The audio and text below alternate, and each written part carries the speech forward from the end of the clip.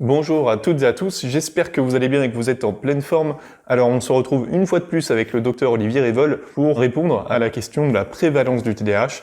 A-t-elle augmenté? Est-ce qu'il y a plus de personnes diagnostiquées TDAH aujourd'hui en France? Est-ce qu'il y a plus de TDAH tout court? Est-ce que le TDAH devient à la mode? Voilà, j'ai eu plusieurs questions, on va y répondre, mais avant ça, je vous invite à vous abonner à la chaîne YouTube. Pourquoi? Tout simplement pour être tenu au courant de toutes les prochaines vidéos qui sortiront sur celle-ci. Bonjour docteur, merci de répondre une fois de plus à nos questions et aujourd'hui j'aimerais qu'on parle ensemble de la prévalence du TDAH. Il y a plusieurs personnes qui m'ont demandé sur cette chaîne YouTube « Arthur, j'ai l'impression qu'il y a de plus en plus de personnes qui parlent aujourd'hui du TDAH. Comment ça se fait? Est-ce qu'il y a tout simplement une meilleure connaissance, une meilleure reconnaissance de ce trouble et donc une meilleure prise en charge et donc plus de facilité à recevoir ce diagnostic? Est-ce qu'il y a plus de personnes diagnostiquées? Est-ce qu'il y a un effet de mode aujourd'hui? Voilà, pouvez-vous répondre à cette question? J'ai une réponse. J'imagine. Alors la question de ce qu'on appelle la prévalence, c'est-à-dire le nombre de TDAH qu'il y a dans la population générale, elle nous est posée régulièrement.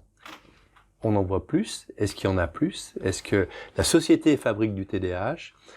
Ma réponse va être un peu nuancée. Je pense pas qu'il y en ait plus. Je pense que, Dieu merci, on les repère plus rapidement à cause du travail d'information que vous faites, Arthur, que d'autres médias font, et qui permet à des parents désemparés de donner du sens au comportement de leur enfant et de finalement se donner les moyens de faire les investigations nécessaires. Ceci dit, je pense qu'il n'y a pas plus de TDAH, c'est-à-dire 3 à 4% de la population générale, qu'auparavant, mais il y a plus d'enfants agités. Et on a vu que l'agitation n'était pas uniquement liée au TDAH. Alors, il y a plus d'enfants agités parce que la société est hyperactive, parce qu'on va plus vite de partout, parce que les repas sont pris plus vite, parce que les transports vont plus vite, parce que la communication va plus vite. Donc il est évident qu'on voit de l'agitation un peu partout, mais pas uniquement à cause du TDAH. Ceci dit, on sait que le TDAH est d'origine neurologique, vraisemblablement génétique, transmise par un des deux parents en tout cas.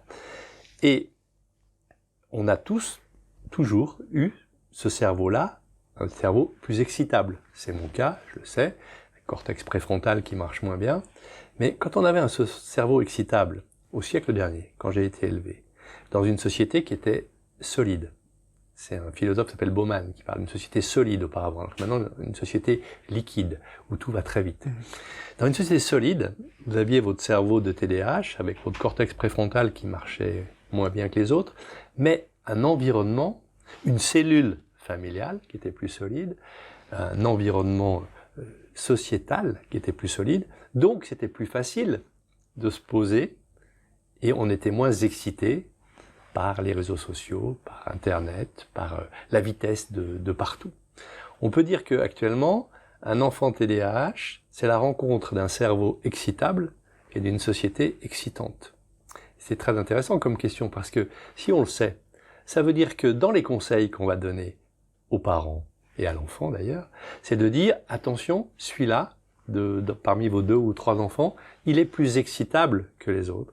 Donc il a besoin de plus de cadres, de limites, de dormir à telle heure, de se coucher à telle heure, d'avoir pas plusieurs sources sonores quand il travaille, alors que son frère ou sa sœur n'aura pas les mêmes difficultés.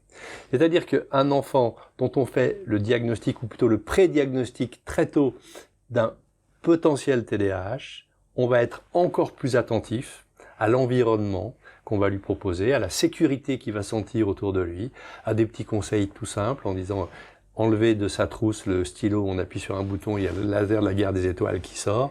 Faites-le travailler dans un endroit où il est le plus calme possible. Bref, celui-là, il a à la fois besoin de plus de calme autour de lui et en même temps, il a plus de difficultés à retrouver ce calme.